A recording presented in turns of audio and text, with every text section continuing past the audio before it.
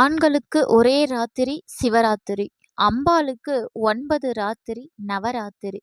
சிவராத்திரி தினத்தில் முழு விரதமிருந்து வழிபடக்கூடிய ஒரு உன்னதமான நாள். இந்த புண்ணிய நாளிலே நாம என்னெல்லாம் செய்யலாம், என்னெல்லாம் செய்யக்கூடாது அப்படிங்கிறத இந்த பதிவுல தெளிவா பார்க்கலாம். இந்த ஆண்டு, அதாவது 2025ஆம் ஆண்டு இந்த மகா சிவராத்திரி வருகின்ற பிப்ரவரி 26 புதன்கிழமையன்று அனுஷ்டிக்கப்படுகிறது. பக்தர்கள் சிவபெருமானுடைய இந்த மாபெரும் இரவை கொண்டாட தயாராகி வருகின்றனர். மகா சிவராத்திரி அன்று காலையில் எழுந்து வீட்டெல்லாம் சுத்தம் செஞ்சுட்டு குளிச்சு முடிச்சுட்டு நெத்தி நிறைய திருநீர் அணிஞ்சு பஞ்சாட்சரம் என சொல்லக்கூடிய ஓம் நம சிவாய எனும் நாமத்தை சொல்லி அன்றைய தினம் சிவலிங்க வழிபாடு நாம செய்யலாம். வீட்டில் சிவலிங்கம் இருக்கு அப்படின்னா கட்டாயமாக சிவலிங்க பூஜை. சிவலிங்கம் அல்லாது உருவப்படம் இருக்கும் அப்படின்னா கூட உருவப்படம் எடுத்து வச்சு சுத்தம் செஞ்சு சந்தனம் குங்குமம் இட்டு நல்ல மலர்களால் வில்வ இலைகளால் அலங்காரம் செஞ்சு நாம வழிபாட்டை ஆரம்பிக்கலாம்.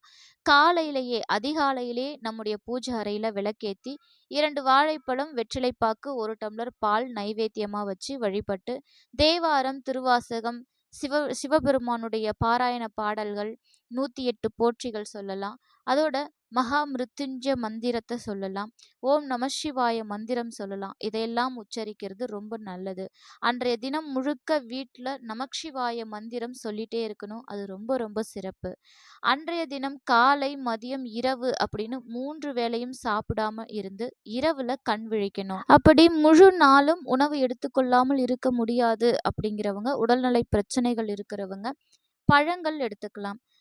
பொதுவாக கர்ப்பிணிகள் இந்த விரதத்தை தவிர்க்கிறது நல்லது. விரதம் இல்லாம நீங்க வழிபாடுகள் மட்டும் மேற்கொள்ளலாம். உணவு எடுக்காம இருக்க முடியாது அப்படிங்கிறவங்க முடிஞ்ச வரைக்கும் அன்னைக்கு ஒரு நாளாவது நாம் சமைத்த உணவுகளை எடுக்காம பழங்கள், அவல் இது போல இருக்கிற உணவுகளை நாம எடுத்துக்கலாம். தண்ணீர், பழச்சாறு அருந்தலாம். அதே போல இளநீர் பருகலாம். விரத காலங்களிலே தண்ணீர் நம்ம எவ்வளோ வேணால் குடிக்கலாம். ஏன்னா உடல் சூடு தணிக்கிறதுக்காக நம்ம விரத காலங்களிலே தண்ணீர் அதிகமாக எடுத்துக்கலாம். விரதம், அதாவது முழு நேர விரதம் இருக்க முடியாதவங்க பழச்சாறு எடுத்துக்கலாம், இளநீர் எடுத்துக்கலாம், பழங்கள் எடுத்துக்கலாம். அது உங்களுடைய உடல்நிலையை. சிவராத்திரி அன்று நாம வீட்டில் பூஜை செய்வதோடு மட்டும் இல்லாம இரவு வீட்டில் சிவலிங்கத்திற்கு 4 ஜாம பூஜையை செஞ்சு வழிபாடு செய்யணும். அப்படி முடியாது அப்படிங்கிறவங்க கோவிலுக்கு போயிட்டு சிவலிங்க வழிபாடு செய்யணும். அபிஷேக ஆராதனையில் கலந்துக்கிட்டோம் அப்படின்னா கூட போதுமானது. மகா சிவராத்திரி தினத்தில் குறைஞ்சபட்சம் ஒரு வில்வ இலையாவது சிவனுக்கு நாம் அர்ச்சித்து வழிபாடு செய்கிறது ரொம்ப ரொம்ப நல்லது. இது முன் வினையையும் இந்த பிறப்பின் வினையையும் அறுக்கும் வல்லமை வாய்ந்தது. சிவனின் துதியும் சிவ ஆராதனை அனைத்து நன்மைகளையும் தரக்கூடியது. பொதுவாக நான் போன பதிவிலே கொடுத்திருந்தேன், நமச்சிவாய அப்படிங்கிற மந்திரம் இக சௌபாக்கியத்தை தரக்கூடியது. சிவாய நம அப்படிங்கிற மந்திரம் பர சௌபாக்கியத்தை தரக்கூடியது. இக சௌபாக்கியம் அப்படிங்கிறது நம்ம இந்த வாழ்க்கையில, இந்த புவி வாழ்க்கையில அடையக்கூடிய அத்தனை செல்வங்களையும், அத்தனை சௌபாக்கியங்களையும், அத்தனை சந்தோஷங்களையும் தரக்கூடியது நமச்சிவாய மந்திரம். சிவ அப்படின்னாலே மங்களம் அப்படிங்கிறது தான் பொருள். நமசிவாய மந்திரத்தை யாரெல்லாம் தொடர்ந்து சொல்றோமோ அவர்களுடைய வாழ்க்கையில எப்பேற்பட்ட துன்பமும் விலகும். அவங்களுக்கு மரண பயம் இருக்காது. எதிரிகள் அஞ்சுவார்கள். அதே போல அவங்களுடைய வாழ்க்கையில எல்லா செழிப்பும் உண்டாகும். இது இறைவனுடைய அருள். அதே போல சிவாய நம அப்படின்ற மந்திரத்திற்கு பர சௌபாக்கியத்தை தரக்கூடிய சக்தி உள்ளது. அதாவது சிவபெருமானே நமக்கு கிடைச்சிடுவார். சிவனை அடைந்து விட்டால் நாம் இவ்வுலகிலே அனைத்தையும் அடைவோம் அப்படிங்கிறது தான் உண்மை. சிவபெருமானை அடைவதற்கு ஒரே ஒரு வழி சிவாய நம அப்படின்னு சிந்திக்கிறது. சிவாய நம அப்படிங்கிற மந்திரத்தை வாய்விட்டு சொல்வதற்கல்ல, மனதிலே தியான முறைப்படி சிந்திப்பதற்கே சிவாய நம. சிவராத்திரி தினத்தில் இரவில் தான் மிகுந்த விசேஷம். மாலை நாம் நம் பூஜை அறையில் உள்ள சிவலிங்கத்திற்கு அபிஷேக ஆராதனை செய்து வழிபாடு செய்யலாம். அப்படி இல்லாதவர்கள் அருகில் உள்ள சிவன் கோயிலுக்கு சென்று அங்கு நடக்கக்கூடிய அபிஷேக ஆராதனையில் கலந்து கொள்ளலாம். அபிஷேகத்திற்கு தேவையான பொருட்கள் வாங்கி கொடுக்கலாம். சிவராத்திரி அன்று நாம் கண் விழிக்கிறது அப்படிங்கிறது சாதாரண விஷயம் அல்ல. சிவராத்திரி, அதாவது அன்றைய இரவு முழுவதும் கண் விழிக்கும் பொழுது நம்முடைய தூக்கத்திற்காக, அதாவது தூக்கம் வராம இருக்கணுமே அப்படிங்கிறதுக்காக, பொழுதுபோக்கிற்காக சில விஷயங்கள செய்றதுண்டு. ஆனா, அதுபோல விஷயங்கள செய்யக்கூடாது. எப்போதும் சிவாய நம அப்படிங்கிற மந்திரத்த தியானம் செஞ்சுட்ருக்கலாம். அல்லது நமசிவாய மந்திரத்த சொல்லலாம். 12 திருமுறைகள் ஓதலாம். அதாவது தேவாரம், திருவாசகம் உள்ளிட்ட 12 திருமுறைகள் நம்ம வந்து பாராயணம் செய்யலாம். அப்படி இல்ல அப்படின்னா இதெல்லாம் செஞ்சா கூட எங்களுக்கு தூக்கம் வந்துருங்க. தூக்கத்த கண்ட்ரோல் பண்ண முடியாது அப்படின்னா, நம்ம என்ன செய்யலாம் அப்படின்னா, சிவபெருமானுடைய அதாவது சினிமா கதைகள கூட நம்ம பார்க்கலாம். முன்னாடி எல்லாம் நாங்க சின்ன வயசா இருக்கும்போதெல்லாம், இந்த சிவராத்திரி அன்னைக்கு என்ன பண்ணுவாங்க அப்படின்னா, இரவு முழுவதும் சிவபெருமானுடைய திருவிளையாடல்கள் இருக்கிற படங்களா, இந்த சினிமா கதைகளாகவே படங்கள் எடுத்திருப்பாங்க இல்லையா? சிவபெருமானுடைய திருவிளையாடல் அந்த மாதிரி படங்கள்லாம் போட்டு, அந்த இரவு முழுவதும் சிவபெருமானுடைய சிந்தனையிலிருந்து நம்மள விலகாம பார்த்துப்பாங்க. ஸோ அந்த மாதிரி கூட நம்ம செய்யலாம். ஆனா, அந்த சிந்தனை எல்லாமே சிவபெருமான் மீது மட்டுமே இருக்குமாறு இருக்கணும். வேற எங்கேயுமே நம்முடைய சிந்தனைகள் சிதறக்கூடாது. நாம இரவுல வீட்லயே இருக்கணும் அப்படின்னு நினைச்சோம் அப்படின்னா, சிவலிங்கத்திற்கு 4 ஜாம பூஜைகள், அபிஷேக, ஆராதனை, அலங்காரம் செஞ்சு வழிபாடு செய்யணும். தேவாரம், திருவாசகம், சிவபுராணம், பெரிய புராணம் உள்ளிட்ட சிவன் பாடல்கள் படிக்கலாம். எதுவுமே தெரியாது அப்படின்னா கூட, ஓம் நம சிவாய, சிவாய நம அப்படிங்கிற மந்திரத்தையாவது நாம சொல்லிட்டே இருக்கணும். படிச்சாலும் நமக்கு தூக்கம் வருது அப்படின்னா, சிவாய நமக, ஓம் நம சிவாய அப்படிங்கிற மந்திரத்த நாம ஒரு நோட்ல எழுதலாம். அப்படி எழுதுவதன் மூலமா கூட நமக்கு தூக்கம் அப்படிங்கிறது வராம இருக்கும். நமக்கு ஒரு சந்தேகம் அப்படிங்கிறது இருக்கும். அதாவது சிவராத்திரியின் போது இரவு நேரங்கள்ல கோவில்கள்ல நாம வழிபாடு செய்யும் பொழுது, அங்கு கொடுக்கக்கூடிய அன்னதானத்தை நாம எடுத்துக்கலாமா? அந்த உணவ சாப்பிடலாமா? தப்பு இல்லையா? அப்படின்னா, நாம பொதுவா ஒரு விஷயத்த நம்ம அ நெனைக்கணும். சிவராத்திரி அன்று நாம விரதம் இருப்பது எதற்காக அப்படின்னா, நம்முடைய ஐம்புலன்களை அடக்கி இறைவனை நாம அடையணும் அப்படிங்கிறதுக்காக தான்.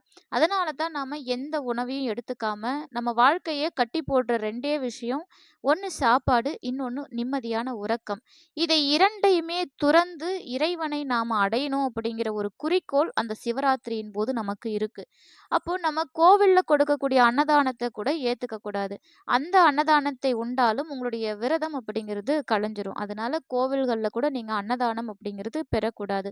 பெரும்பான்மையான கோவில்கள்ல சிவராத்திரியின் போது இரவு நேரங்களிலே அன்னதானம் வழங்கப்படாது. அத நீங்க பார்த்திருப்பீங்க. அது தெரியாத ஒரு சிலர் தான் தன்னுடைய அதாவது பக்தர்களுக்கு வந்து இதை இடையூறு அப்படின்னே சொல்லுவேன். ஏன்னா கோவில்கள்ல கண் விழித்து விரதம் இருக்கக்கூடிய பக்தர்களுக்கு அன்னதானம் குடுக்குறோம் அப்படின்னா, அப்போ அது என்ன ஆகும்? அந்த விரதத்தை அவங்க முறியடிக்கிறாங்க அப்படின்னு தான் அர்த்தம். அப்ப அந்த விரதம் தடைப்பட்டுடும். நம்ம எதை நோக்கி ஒரு விரதம் இருக்கிறோமோ, அந்த விரதத்தை முழுமையாக நம்ம அடைய விரும்பினால், எந்த ஒரு விஷயத்திலயும் நம்மளுடைய மனம் அப்படிங்கிறது தடுமாறக்கூடாது. அதனால கோவில்கள்ல அன்னதானம் சாப்பிடலாமா? அப்படின்ற கேள்விக்கும் இது நான் பதிலா சொல்றேன்.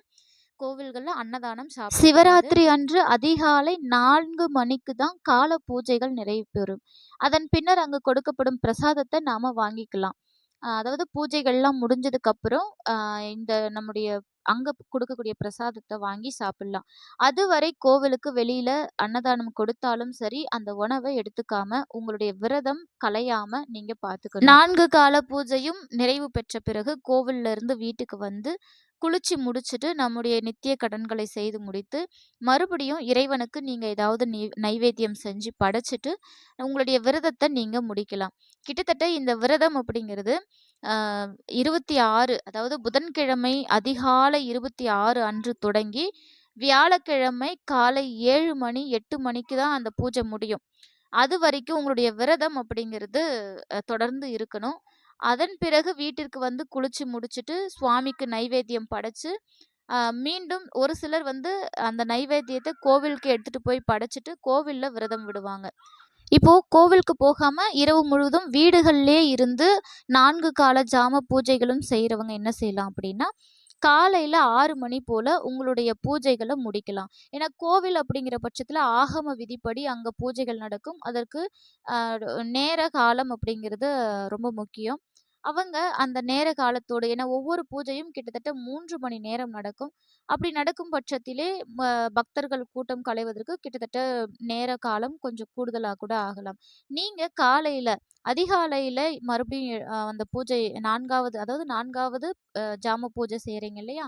பூஜை முடிஞ்சதுமே அதிகாலை 4 மணிலேருந்து 6 மணி வரைக்கும் உங்களுடைய பூஜை தொடர்ந்து இருக்கணும். 6 மணிக்கு மேலாக மறுபடியும் நீங்க குளிச்சுட்டு, ஏதேனும் ஒரு நைவேத்தியம் செஞ்சு இறைவனுக்கு படைச்சுட்டு, உங்களுடைய விரதத்த நீங்க முடிக்கலாம். விரதம் முடிஞ்ச கையோட நாம மதியத்துல தூங்கலாமா அப்படின்னா கண்டிப்பா தூங்கக்கூடாது. சிவராத்திரி அன்று இரவு முழுவதும் கண் விழித்திருந்து அடுத்த நாள் நம்ம தூங்கிட்டோம் பகல்ல அப்படின்னா அந்த விரதத்திற்கான பலன் நமக்கு கிடைக்காது. அதனால நிச்சயமாக அடுத்த நாள் பகலிலே உறக்கம் கூடாது. அன்னைக்கு இரவு 7 மணிக்கு மேல தான் நம்முடைய உறக்கம் அப்படிங்கிறது இருக்கணும். ஏன் அப்படின்னா இரவு முழுவதும் கண் விழித்திருந்து நாம விரதம் இருக்கிறோம். அந்த விரதத்தை கெடுக்கும்படியாக நம்ம பகலிலே தூங்கிட்டோம். மறுபடியும் கண்டிப்பா நைட்லயும் தூங்குவோம். ஸோ அது வந்து விரதத்திலேயே கணக்கு வராது. அதனால பகல் பொழுது அப்படிங்கிறது நம்ம தூங்கக்கூடாது. அன்றைய இரவு 7 மணிக்கு மேல தான் நம்ம தூங்க போகணும். அடுத்த நாள் விரதம் முடித்த அடுத்த நாள் வந்து எளிமையான உணவுகளை எடுத்துக்கிறது ரொம்ப ரொம்ப முக்கியங்க. ஏன்னா ஒரு நாள் முழுக்க நாம விரதம் இருந்திருக்கிறோம். ஒரு இரவு முழுக்க கண் விழிச்சிருக்கிறோம். அப்படி இருக்கும்போது அடுத்த நாள் ரொம்ப எளிமையா உணவு எடுத்துக்கிறது தான் நம்முடைய உடல் நலத்திற்கு நல்லது. இப்படி விரதம் இருந்தோம் அப்படின்னா சிவபெருமானுடைய அருள் பரிபூரணமா கிடைக்கும்.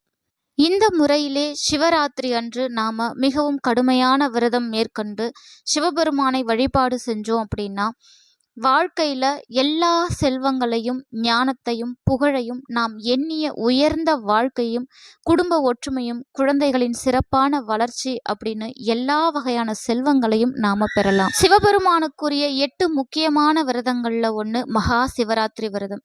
இது சிவபெருமானுக்கு விருப்பமான இரவாக கருதப்படுது. தேவர்கள் முனிவர்கள் உள்ளிட்ட அனைத்து தெய்வங்களும் ஈசனை பூஜித்து வழிபடும் காலம்.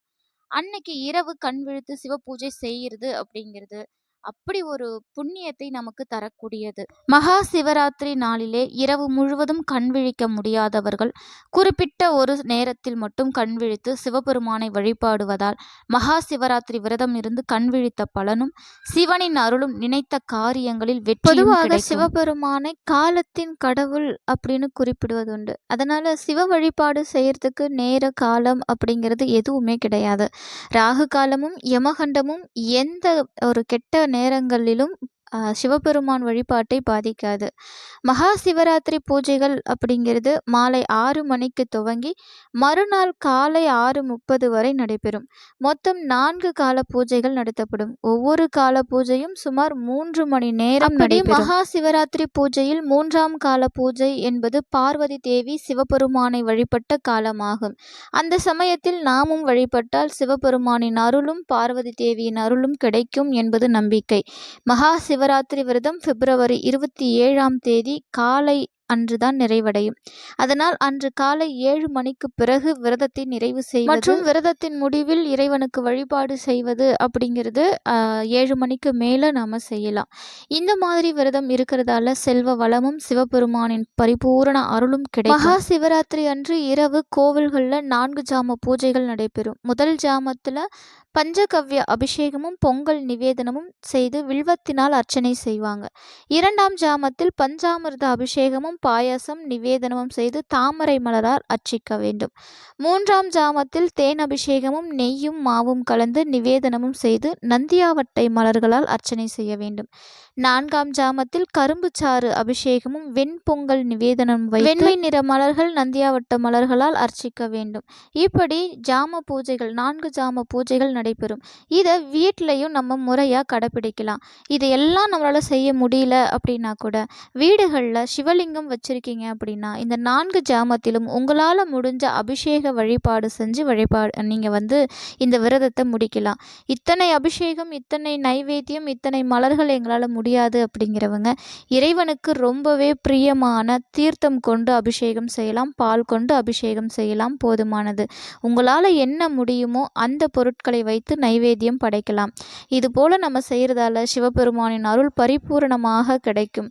நான் முன்னமே சொன்ன மாதிரி இறைவனின் அருள் அப்படிங்கிறது நம்முடைய வாழ்க்கைக்கு ரொம்ப ரொம்ப முக்கியம். அது மட்டுமல்ல, நமசிவாய மந்திரத்தை சொல்கிறோம் அப்படின்னா நம்முடைய வாழ்க்கையின் இக சௌபாக்கியம் அனைத்தும் அடையலாம். சிவாய நம அப்படிங்கிற மந்திர சௌபாக்கியத்தை அடையலாம். இம்மைக்கும் மறுமைக்குமான தெய்வம் நம்முடைய பரமேஸ்வரன். ஈஸ்வரனின் அருள் இந்த சிவராத்திரியில் நம்ம பரிபூரணமாக அடையணும் அப்படின்னா அன்னைக்கு நாம் முறையாக விரதம் இருந்து இரவு முழுக்க கண் விழித்து நம்ம இந்த விரதத்தை கடைபிடிக்கலாம். இறைவனின் அருள் பரிபூரணமாக எல்லோருக்கும் கிடைக்கட்டும். சிவாய நமக. திருச்சிற்றம்பலம்.